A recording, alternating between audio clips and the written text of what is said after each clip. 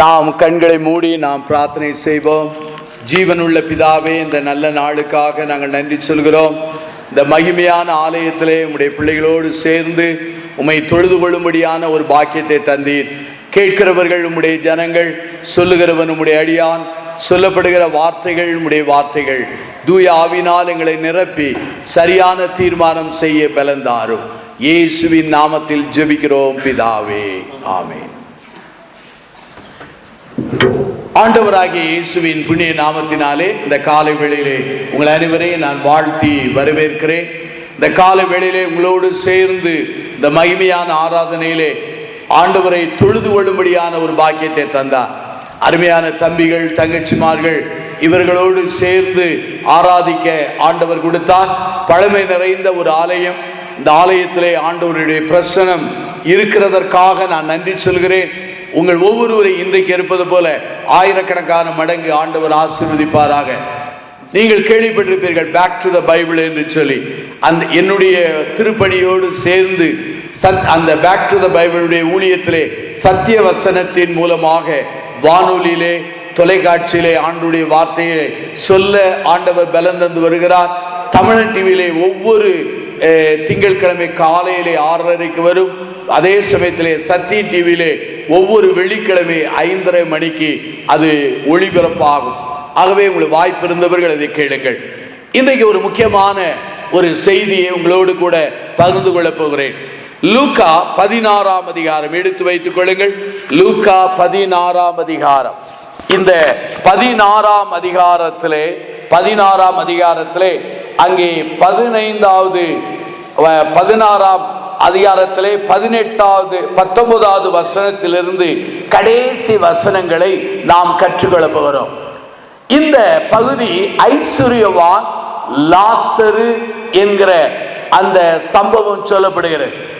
சிலர் இதை ஓமை என்று சொல்வார்கள், சிலர் இதை நடந்த சம்பவம் என்று சொல்வார்கள். ஆனால் நான் இதை ஒரு ஓமையாய் கூட எண்ணுகிறேன். ஓமை என்றால் ஆண்டவர் ஒவ்வொரு ஓமை சொல்லும் பொழுது அவர் ஒரு ஓமையை சொல்லுகிறார் என்று ஒரு பீடிகையோடு ஆரம்பிக்கும். இங்கே ஆண்டவர் சொல்லுகிறார், ஐஸ்வர்யம் உள்ள ஒரு மனிதன் என்ன செய்தான் இருந்தார். 2 மனிதர்கள் அங்கு சொல்லப்படுகிறார்கள். ஒருவன் பணக்காரன், ஒருவன் யார்? தரித்திரன். ஒருவன் ஐஸ்வர்யவான், அதிகமாய் புசித்தான், இரத்தாம்பரம் உடுத்தினான், அவன் மிகுதியாய் சம்பிரமாய் சாப்பிட்டு திருப்தியாயிருந்தான். தரித்திரனுக்கு ஒன்றுமில்லை.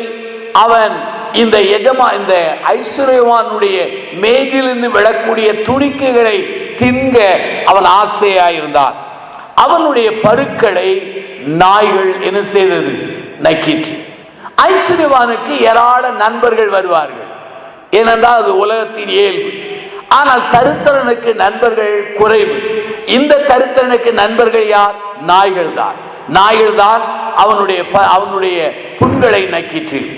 ஒரு நாள் 2 பேரும் இறந்து போனார்கள். அங்கே தரித்திரனாகிய லாசர், ஐஸ்வர்யானுக்கு பேர் சொல்லப்படவில்லை, தரித்திரன் பேர் லாசர். தரித்திரனாகிய லாசரு ஆபிரகாம் மடியிலே கொண்டு போய் விடப்பட்டார். ஐஸ்வர்யவான் அடக்கம் பண்ணப்பட்டார். 2 பேருமே அடக்கம் பண்ணப்பட்டார்கள். ஆனால் ஒருவனை வேதம் சொல்கிறது ஆபிரகாமின் மடியிலே கொண்டு போய் விடப்பட்டார். அங்கே ஐஸ்வர்யவான் பாதாளத்தில் இருக்கிறார்.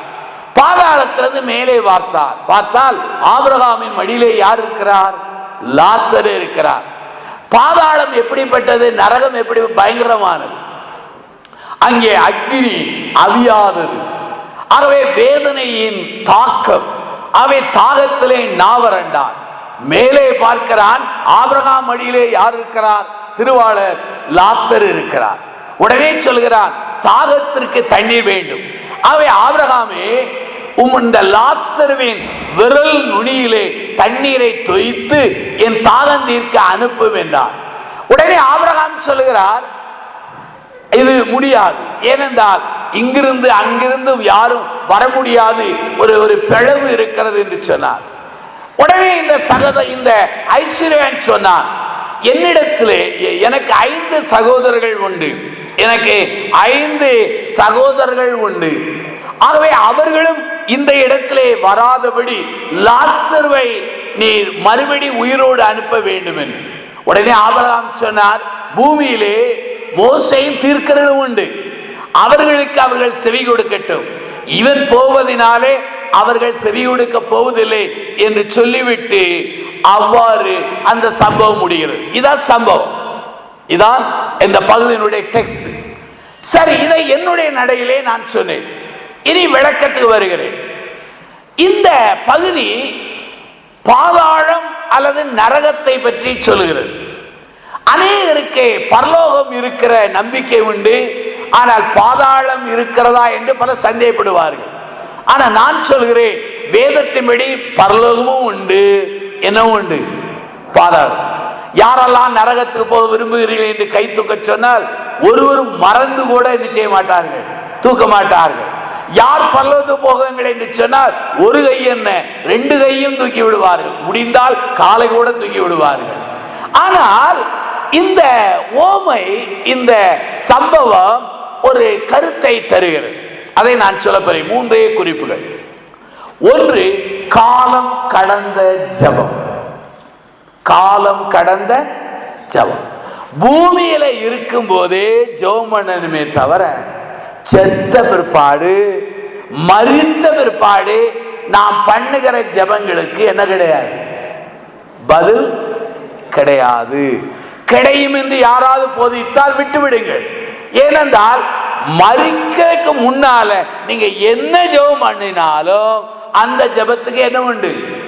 கண்ணன் கடைசியா மரிக்க முன்னாலே ஜெபித்தார், ஆண்டவரே நீர் உம்முடைய ராஜ்யத்தில் வரும்போது என்ன செய்யும் நினைத்துக்கொள். ஆனால் மரித்த பிற்பாடு ஜெபம் கேட்கப்படும் என்பது அது திருமறைக்கு ஒத்து வராத ஒரு உண்மையாகும். ஆகவே பூமியில இருக்கும் பொழுதே நாம் ஜெபிக்க வேண்டும். வேதம் சொல்கிறது, சகாயம் கிடைக்கும் காலத்தில் பக்தி உள்ளவன் எவனும் விண்ணப்பம் செய்வான், அப்போது மிகுந்த ஜலப்பிரவாகம் வந்தாலும் ஒன்றும் என்ன செய்யாது, அணுகாது.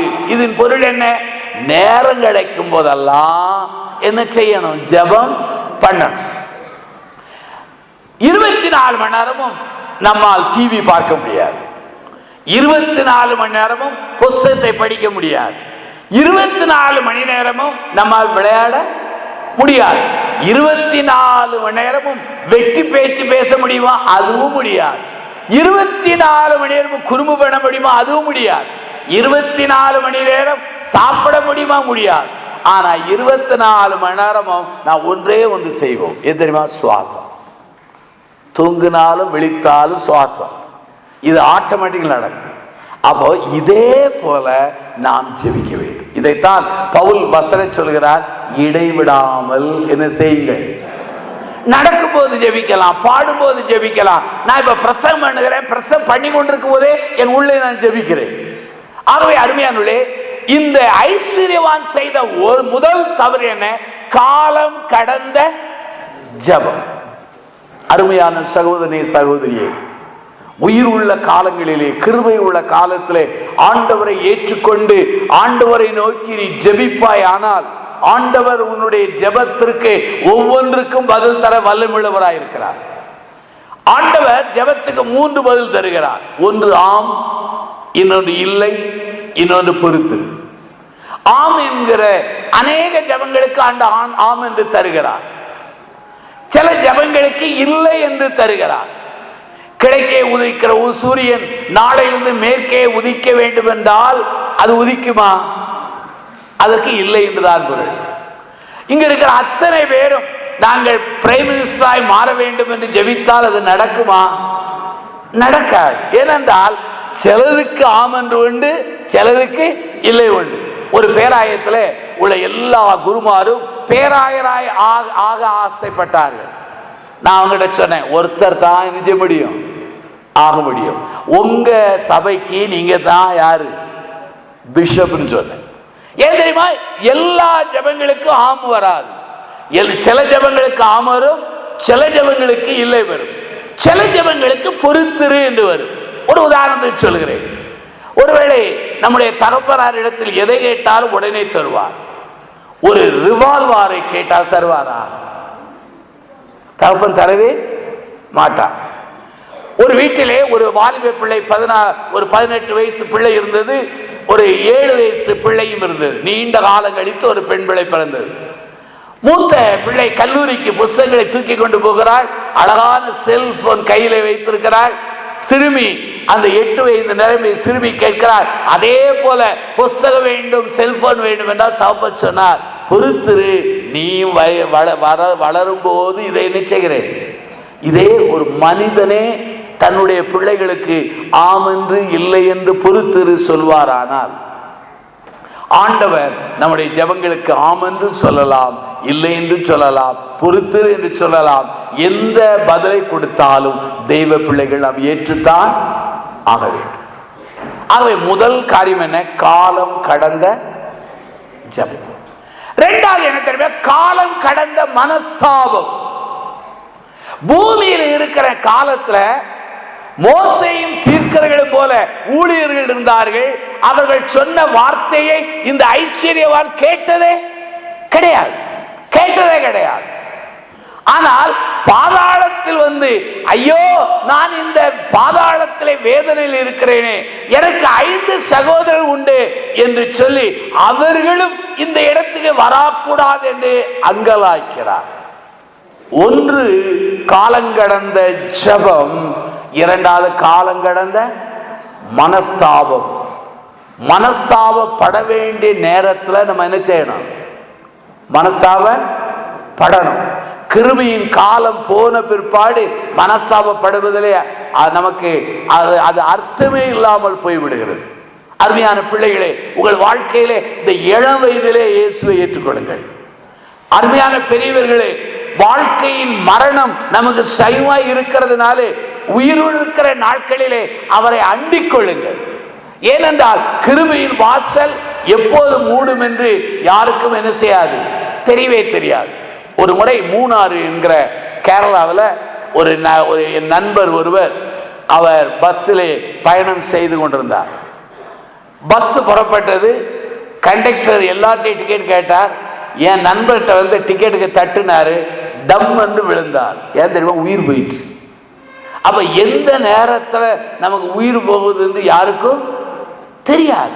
அப்ப உயிர் இருக்கும் பொழுதே யாரை பிடிக்கணும்? ஆண்டவரை. அப்படியானால் இவனுடைய வாழ்க்கையில செய்த தவறு என்ன? ஒன்று காலம் கடந்த ஜெபம், இரண்டாவது காலம் கடந்த. இன்னும் காலம் இருக்கிறது, இன்னும் மனம் திரும்ப வாய்ப்பு இருக்கிறது. கள்ளன் கடைசியாகத்தானே மனம் திரும்பினான். அவை கடைசி மூச்சு விடும் பொழுது நான் மனம் திரும்பினால் போதும் என்று மனப்பால் குடிக்கிறாயோ? அநேருக்கு கடைசி நேரம் எப்படின்னு கூட இருக்க தெரியாது. சில கோமான்னு ஒரு ஸ்டேஜ் வருது. இந்த கோமா ஸ்டேஜுக்கு வந்த பிற்பாடு நினைவே இருக்காது. தேவனே பாவியாகி என்மேல் கிருபையாய் இரும் என்று சொல்ல வார்த்தையே வராது. ஒன்று காலங்கடந்த ஜபம், காலங்கடந்த மனசு. எல்லாம் சேர்ந்து சொல்லுவோமா? ஒன்று காலங்கடந்த ஜபம், இரண்டாவது காலங்கடந்த மனசு, மூன்றாவது காலம் கடந்த ஆத்மீக பாரம். அவன் உயிரோடு இருக்கிற நாள்ல 5 சகோதரன் தாங்க. இவனும் தாத்துமாவை குறித்து கவலை இல்லை, தான் 5 சகோதரனை குறித்தும் என்ன கிடையாது, கவலை கிடையாது.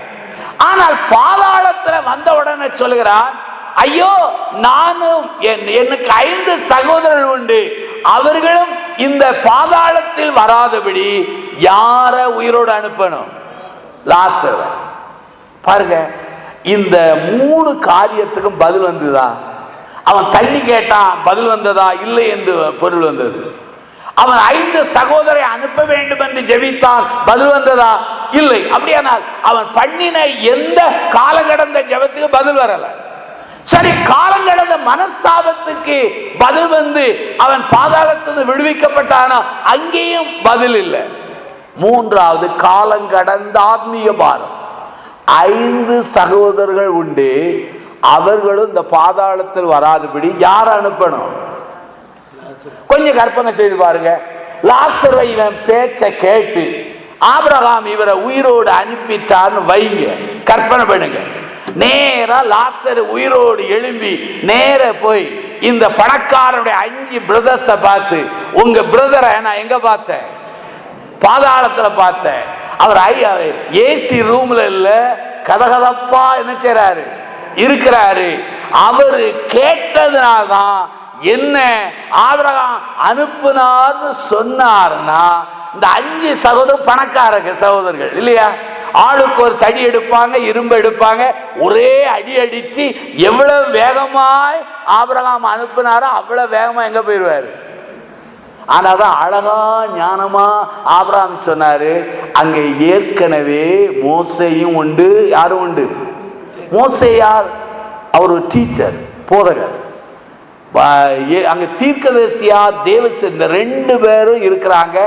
அவங்க வார்த்தைக்கு செவி கொடுக்கட்டும் சொல்லிட்டாங்க. அப்படியானால் காலம் கடந்த ஆத்மீக பாரத்துக்கு பதில் இல்ல. இறந்த பிற்பாடு மிஷனரி ஊழியம் செய்யலாம், ஆத்மீக ஊழியம் செய்யலாம், பிறரை ரட்சிப்புகளை கொண்டு வரலாம் என்று நாம் எண்ணுவோமானால் அது ஒரு பகல் கனவு. உயிரோடு இருக்கும் போதே நாம் நற்செய்தி பணி என்ன செய்யணும், செய்ய அழைக்கப்படும். உயிரோடு இருக்கும் போதே நம்முடைய உடன்பிறப்புகள் ஆண்டவரை ஏற்றுக்கொள்ள நாம் பிரயாசப்பட வேண்டும். உயிரோடு இருக்கும் போதே நம்மோடு படிக்கிறவர்கள் தெய்வத்தை அறிந்து கொள்வதற்கு நாம் உதவியாக பாடுபட வேண்டும். உயிரோடு இருக்கும் போதே நம்முடைய சபையிலே ஆண்டவருடைய உறவு இல்லாமல் ஆராதித்து கொண்டிருக்கிற மக்களை ஆண்டவருக்கு கொண்டு வருவதற்கு பிரயாசப்படணும். இல்லைன்னா இதனால் பிரயோஜனம் அல்ல. எத்தனை குறிப்பு சொன்ன சொல்லுங்க. தூங்குறவங்க சொல்லலாம் இல்லையா? இவ்வளவு முரட்டு சத்தத்தில் சிலர் தூங்குகிறார்கள் என்றால் கர்த்தர் தனக்கு பிரியமானவனுக்கு என்ன செய்கிறார்? அந்த தூக்கம் ஆண்டவர் கொடுக்கிறது, பிசாசு கொடுக்கிற தூக்கம். ஒண்ணு, இவ்வளவு தூக்கத்துல நீங்க விழித்துக் கொள்ளுங்கள். 3, காலம் கடந்த ஜெபம், காலம் கடந்த மனஸ்தாபம், காலம் கடந்த ஆத்மீகம். அப்போ உயிர் இருக்கும்போது ஜெபிக்கணும். உயிரோடு இருக்கும்போது மனஸ்தாபப்பட்டு ஆண்டவருடைய பிள்ளையா மாறணும். உயிரோடு இருக்கும்போது நமக்கு எவ்வளவு தானி இருக்கிறதோ, எவ்வளவு பலம் இருக்கிறதோ அத்தனையும் நாம் ஆண்டவருக்காக பயன்படுத்தணும். அண்ணன் அருமையான பி என்கிற ஒரு வார்த்தை சொன்னார், நான் குறித்து வச்சேன், ரொம்ப நல்ல குறிப்பு. நான் உங்களுக்கு டி என்று ஒன்று சொல்றேன். முதல்ல ஊழியம் செய்யணும்னா ஆண்டவருக்கு நேரத்தை என்ன செய்யணும், கொடுக்கணும். நேரத்தில். 2வது எதை கொடுக்கணும்? டேலண்ட், தாளந்த கொடுக்கணும். தாளந்து என்ன? 2 வகையா இருக்கு தாளந்து. பிறந்ததிலிருந்தே சிலருக்கு தாளந்து உண்டு. பிறந்ததிலிருந்தே சிலர் நல்லா பாடுவாங்க, பிறந்ததிலிருந்தே படம் வரைவாங்க, பிறந்ததிலிருந்தே ஹேண்ட் ரைட்டிங் ரொம்ப பிறந்து வளர்ந்த பிறகு நல்ல ஹேண்ட் ரைட்டிங், அநேக தாளந்து இருக்கும். சிலர் பொம்மையை செய்வாங்க, சிலர் அதை செய்வாங்க. ஆனா சிலருக்கு சில தாளந்து உண்டு, பிறர் செஞ்சதை உடைச்சு போடுவாங்க, அப்படி ஒரு தாளந்து உண்டு. ஆனா இன்னொரு தாளந்து உண்டு, ஆவிக்குரிய தாளந்து. என்றைக்கு இயேசுவாமியை ஏற்றுக்கொள்கிறாயோ அன்றைக்கு சில தாளந்து வரும். நான் இயேசுவாமியை ஏற்றுக்கொள்றதுக்கு முன்னால திக்கி திக்கி பேசுவேன். இயேசுவாமி ஏற்றுக்கொண்ட பிற்பாடு எனக்கு ஆண்டவர் இந்த பிரசிக்கிற வரத்தை என்ன செய்தார். இது நான் பிறக்கும் போது வந்ததில்லை, ஆண்டவரை ஏற்றுக்கொண்டதுனால் வருகிறது. முதல்ல டைமை கொடுக்கணும், 2வது எதை கொடுக்கணும்?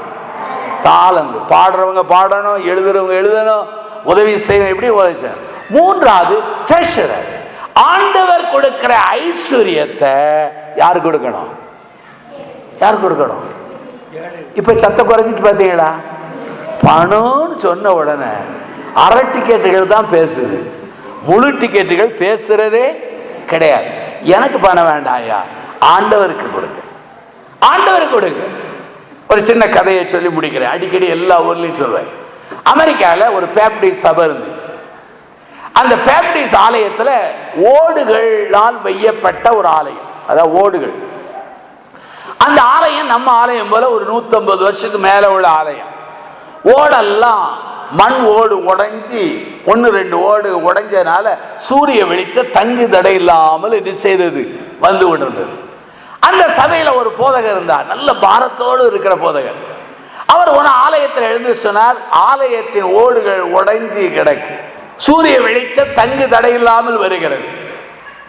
சபையார் 10,000 அமெரிக்க டாலர் கொடுங்கள், கூரையை மாற்றி விடலாம். அந்த சபையில் இருக்கிற எல்லாரும் பணக்காரங்க. எல்லாருடைய மணி பேசல வேலட்ல என்ன இருந்துச்சு? $10,000 இருந்துச்சு. யாருக்கும் மனசே கிடையாது. உடனே போதகர் ஒரு நாள் எல்லாரையும் வரவழைத்தார். ஆண்கள், பெண்கள், வாலிபர்கள், வாலிப தங்கைகள், மூப்பர்கள், சிறுவர்கள், செயலர், ட்ரெஷர் எல்லாரையும் வரவழைத்தார். எல்லாரையும் சபையில எழுந்திருக்க சொன்னார். 2 கையை உயர்த்த சொன்னார். எல்லாரும் கண்களை மூடி மழைக்காக, வியாதிக்காக ஜெபம் பண்ணக்கூடாது. ஆண்டவரே, எங்கள் ஆலயத்தின் கூரையை மாற்ற எத்தனை டாலர் வேணும்? எத்தனை? 10,000. பேசலாமா பேசக்கூடாதா? பேசலாம். $10,000 வேணும். எல்லாருடைய பையிலும் 10,000 இருக்கு. ஆனா கொடுக்க எல்லாரும் ஜெபம் பண்ணாங்க. ஆண்டவரை, எவனையாவது ஒருவனை தொட்டு எங்கள் ஆலயத்தின் கூரையை மாற்ற. ஒருவனை நீங்களும் அப்படிதான் ஜெபிக்கிறீங்களோ? ஆண்டவரே, எவனையாவது தொட்டு ஆண்டவரே ஆலயத்தின் கூரையை மாற்ற $10,000 அனுப்பி. எல்லாரும் சத்தம் போட்டு ஜெபம் பண்ணிட்டு இருக்காங்க. இவங்க போட்ட சத்தம் மேல தொங்கி கொண்டிருந்த ஒரு ஓடு கலந்து அங்க ஆலயத்தில் இருக்கிற ஒரு பெரிய பணக்காரன் உச்சந்தலையிலே வந்து விழுந்தது. விழுந்த உடனே ரத்த வர அப்படியே தலையை தடவுகிறார். நான், ஆண்டவரே, என் தலை தப்பியது, 10,000 5,000 இப்பவே தந்து விடுகிறேன், உமக்கே நன்றி அண்ணா. பக்கத்தில் ஒரு வாலிபர் தான். அவருக்கு ஜெபம் பண்ற பழக்கம் கிடையாது. யார் ஜெபம் பண்ணாலும் ஒட்டு கேட்பான். உங்க வீட்டில் இது ஆட்கள் இருக்காங்களா இல்லையா? அப்பா ஜெபம் பண்ணா ஒட்டு கேட்பாங்க. சிலர் தீர்க்கதரிசனம் சொன்னா மற்ற விசுவாசிகள் என்ன செய்வாங்க? ஒட்டு கேட்பாங்க. அதே போல இவன் இந்த வாலிபன் ஒட்டு கேட்டான். இவன் காதுல என்ன ஜெபம் வந்துச்சு? என்ன ஜெபம் தெரியுமா? ஆண்டவரே, என் தலை தப்பியது, ஆகவே 10,000 5,000 தந்து விடுகிறேன். வாலிபனுக்கு ஜெப மூடு வந்துச்சு. உடனே கையை உயர்த்தினான். ஆண்டவரே, எவன் தலையிலே முதல் ஓடு விழுந்ததோ அவன் தலையிலே 2வது ஓடு விழக்கடவது. ஏன் தெரியுமா? ஒரு ஓடு விழுந்தா 5,000, 10 ஓடு விழுந்தா. நான் இன்னைக்கு வந்தோட பார்த்தேன், ஓடு இல்லை, எல்லாம் மரம் தான். அநேகர் ஆண்டவருக்கு எப்போது கொடுக்கிறார்கள்? விபத்து வந்தால் கொடுக்கிறான், வியாதி வந்தால் கொடுக்கிறான், விக்கிரம் வந்தால் கொடுக்கிறான், பிரச்சனை வந்தால் கொடுக்கிறான். சுகித்திருக்கும் பொழுது தெய்வத்துக்கு கொடுக்கிறதே, தெய்வத்துக்காக, தெய்வ திருப்பணிக்காக, ஆலயத்துக்காக கொடுத்து பாருங்கள். அவர் யாருக்கும் கடன்காரர் அல்ல. அமுக்கி குலுக்கி திருப்பி கொடுப்பார். எத்தனை டீ? முதல்ல டைம், 2வது டேலண்ட், 3வது ட்ரெஷர். அப்ப 3 குறிப்பான சொன்னேன், முடிக்க போறேன். காலம் கடந்த ஜபம், காலம் கடந்த மனஸ்தாபம், காலம் கடந்த ஆத்மீக பாரம். இந்த காலம் கடந்த நிலைக்கு வராங்க. படிக்க வேண்டிய காலத்துல நல்ல படிங்க.